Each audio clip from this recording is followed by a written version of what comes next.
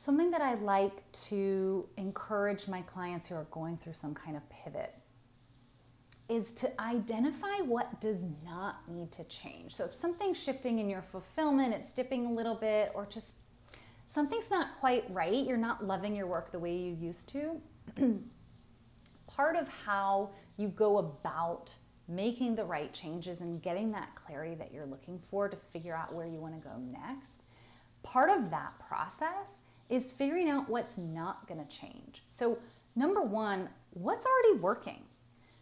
Let's not touch that. It's so easy to want to like throw the baby out with the bathwater. Terrible saying, but you know what I mean.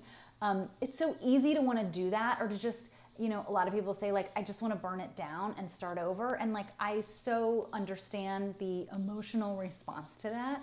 But so often part of what my job is, even though I help people through big fat changes, so often my job is really about helping a client make the right decision for them and for their business right now. And very often it's not about burning it down. It's not about starting over. It's just about making tweaks and adjustments. And so what's not going to change? What's already working?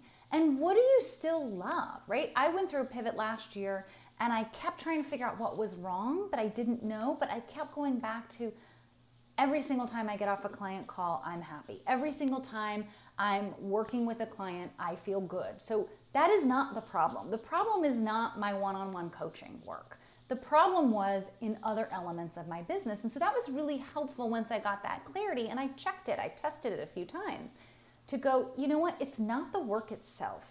It's something behind the scenes in the business. It's something in the way that I'm running my business as CEO that I have to change so that I can stay sane and so that I can keep enjoying my work. So when you've got this pivoty vibe going on, first start with, what do I not need to change and what's already working?